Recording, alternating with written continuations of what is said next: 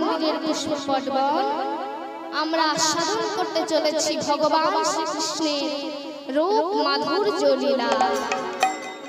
এখানে বক্তা হলেন শ্রীমতী রাধা রানী এবং শ্রোতা হলেন ললিতা, বিশাখা, ইন্দুরেখা, তুঙ্গবিদ্যা এবং আমরা সকল ভক্তবৃন্দ। বিষয়টি হলো ভগবান শ্রীকৃষ্ণের রূপ। প্রথমে আমাদের জানতে হবে রূপ কত রকমের হয়। দেখুন, আধ্যাত্মিক ও জাগতিক জগতের রূপ হলো দুই প্রকার, এক সদৃশ্য, দুই অদৃশ্য। সদৃশ্য হলো যেমন আমরা রাধা গোবিন্দের যুগল মূর্তি দর্শন করি বা কোনো কিছু নয়নে দর্শন করি, তা হলো সদৃশ্য।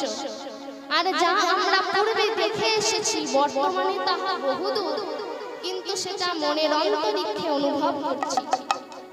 ঠিক সেরকমই আমার রাধা রানী বিলিয় সকালে শ্রী যমুনায় জলে আনতে গিয়ে এক অপরূপ রূপের মানুষ দেখে এসে আজ বর্ণনা করছেন সকল সখীবৃন্দ বেষ্টিতা হয়ে। বিকজ সরজ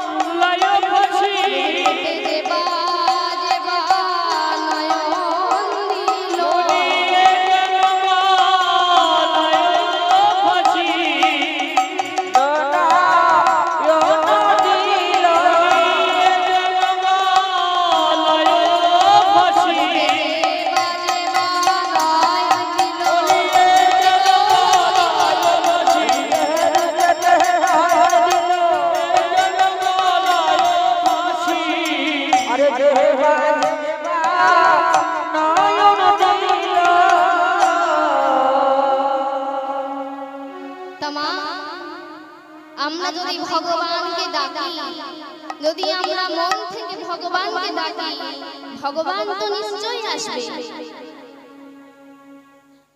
তো একটা গল্প বলি মা। এক ভক্ত ছিল, এক ভক্ত যার নাম রঘুনন্দন দাস। তার পিতা মুকুন্দ দাস। মুকুন্দ দাস ছিলেন একজন কবিরাজ। আগেকার সময় তো আর ডাক্তার ছিল না, কবিরাজি করে দিন কাটাতে হতো। তিনি খুব ভালো কবিরাজ ছিলেন। এবার একদিন মধ্যাহ্নে তার গৃহে গোপীনাথের সেবা, অন্যদিকে আবার ডাক পড়েছে গ্রামে একজন অসুস্থ, যেতে হবে। তাই তিনি কি করলো, বড় চিন্তায় পড়েছে। বসে বসে গালে হাত দিয়ে ভাবছে, না কি করি। এদিকে মধ্যাহ্নে গোপীনাথের সেবা, অন্যদিকে আবার একজন অসুস্থ, কি করি। এইবার বাবাকে চিন্তিত দেখে ছোট্ট 12 বছরের শিশু রঘুনন্দন এসে বলছে, বাবা কি হয়েছে, তোমাকে এত চিন্তিত দেখাচ্ছে কেন, বলো। এবার মুকুন্দ দাস বলছে, জানিস বাবা, আজ না আমার গ্রামে ডাক পড়েছে, একজন অসুস্থ, যেতে হবে। এদিকে আবার মধ্যাহ্নে গোপীনাথের সেবা, কোন দিকে যাই বল। তখন রঘুনন্দন বলছে, বাবা দেখো, কবিরাজি তো আর আমি পারবো না, তাই তুমি চলে যাও গ্রামের কাজে, আর এদিকে ঘরে বিগ্রহ গোপীনাথের সেবা, ওটা আমি দিয়ে দেবো, তুমি চিন্তা করো না। বলছে, কি রে তুই পারবি, এত মন্ত্র জানতে হয়, তুই তো কিছু জানিস না, কি করে পারবি। বলছে, বাবা মন্ত্র নাই বা জানলাম, ভক্তি ভরে ডাকলে কি আমার প্রভু আসবেন না, বলো। মন্ত্র নাই বা জানলাম, আমি যদি ভক্তি ভরে আমার গোপীনাথকে ডাকি, সে তো নিশ্চয়ই আসবে, বলো। বলছে, তাই তো, কথাটা তো ঠিক, নিশ্চয়ই আসবে। আচ্ছা ঠিক আছে, তাহলে তুই সেবাটা দিয়ে দিস। তবে শোন, আমি রান্নাটাও করে রাখিনি, কেমন, তুই রান্নাটাও করে দিস। সব কিছু গোছানো আছে, তুই শুধু রান্না করে দিস। এবার বাবাকে গ্রামের কাজে পাঠিয়ে দিয়ে রঘুনন্দন রন্ধনশালায় প্রবেশ করে দিচ্ছে। সব কিছু গোছানো আছে, শুধু রান্না করা নেই। সমস্ত কিছু এক পাতে ঢেলে দিয়েছে, সে তো কোনোদিন রান্না করেনি। ঢেলে দিয়ে রান্না চাপিয়ে বলছে, গোপীনাথ জানো, আজ আমার বাবা ঘরে নেই। আমি জানি প্রতিদিন আমার বাবা তোমার সেবা দেয়, তবে আজ তো কিছু করার নেই, আজ আমি তোমার সেবা দেব, তুমি কিন্তু খেয়ে নিও, কেমন। এবার রান্না করে একটা পাত্রে তুলে নিয়ে মন্দিরে প্রবেশ করেছে। প্রবেশ করে ডাকছে, ও গোপীনাথ, গোপীনাথ, এই দেখো আমি এসে গেছি, তুমি তাড়াতাড়ি চলে এসো। জানো আমি বাবাকে কথা দিয়েছি, আমি তোমার সেবা দেব, চলে এসো। কি গো গোপীনাথ, আসছো না যে, কি হয়েছে তোমার?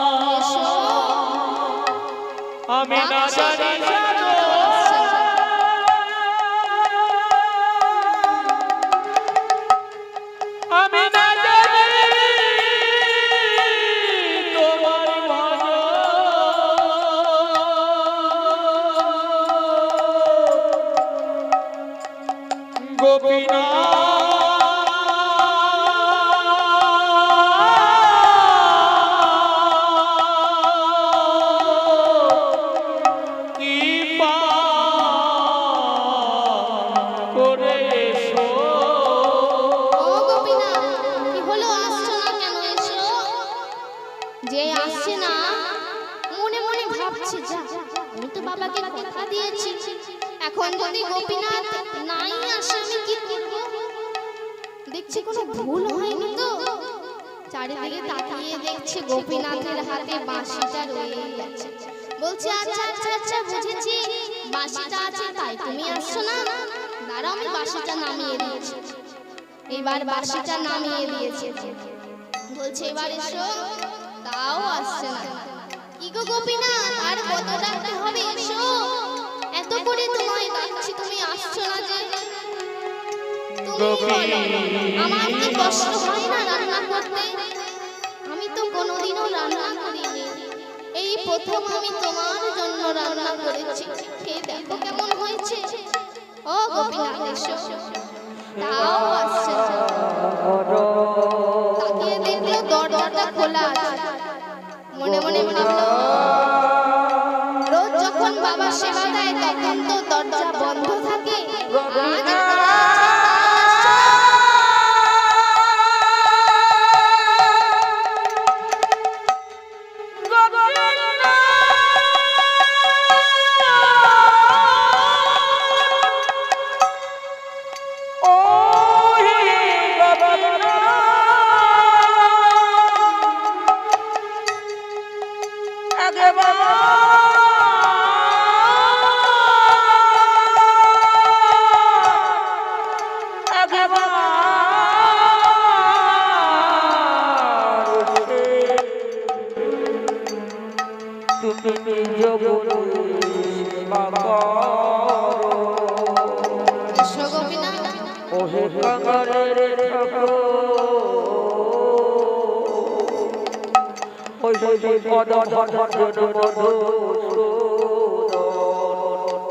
ডাকছে কিন্তু আসছে না। বলছে দাঁড়ো, আমি দরজাটা বন্ধ করে দিই। তবে গোপীনাথ, এবারে যদি তুমি না আসো তাহলে আমি কি করবো জানো? বলছে জানো গোপীনাথ, আমি যখন না খাই আমার বাবা আমাকে মেরে মেরে খাওয়ায়, আর আজ যদি তুমি না আসো আমি কি করবো জানো? এই বলে ঘর থেকে বেরিয়ে একটা লাঠি জোগাড় করেছে। জোগাড় করে বলছে গোপীনাথ, আজ যদি তুমি না আসো তাহলে কিন্তু আমি তোমাকে মেরে মেরে খাওয়াবো। যেই বলেছে অমনি বিগ্রহ থেকে সচল মূর্তি ধারণ করে আমার গোপীনাথ এসেছে। এসে পাতা আসনে বসলো। তখন রঘুনন্দন বলছে, ও এতক্ষণ ডাকছিলাম আসছিলে না, যেই আমি লাঠির ভয় দেখালাম চলে এলে। না না না, দেরি করো না। এবার খেতে খেতে প্রায় ফুরিয়ে এসেছে। গোপীনাথের হাতে একটু ছিল। যেই রঘুনন্দন দেখলো আর নেই, সঙ্গে সঙ্গে হাতটা চেপে ধরে বলছে, গোপীনাথ এ তুমি কি করলে? তুমি জানো এখনো আমি বাকি আছি, আমার বাবা বাকি আছে। তুমি আমাদের কারোর কথা ভাবলে না, সব খেয়ে নিলে। তুমি কি করলে বলো তো? বলছে জানো ভক্ত, এতদিন তো তোমাদের বাড়িতে আছি, কিন্তু এমন অমৃত আমি কোনোদিনও সেবা করিনি। তাই না আমি সবার কথা ভুলে গিয়েছিলাম। তবে হ্যাঁ, যেটুকু আছে সেটুকু তুমি গ্রহণ করো, তুমি খেয়ে নাও। এবার কি করলো গোপীনাথ? আচমন করে গিয়ে বিগ্রহে মিলিত হয়েছে। আর রঘুনন্দন যেটুকু ছিল সেটুকু খেয়ে পাত্র ধৌত করে তুলে রেখেছে। যথাসময়ে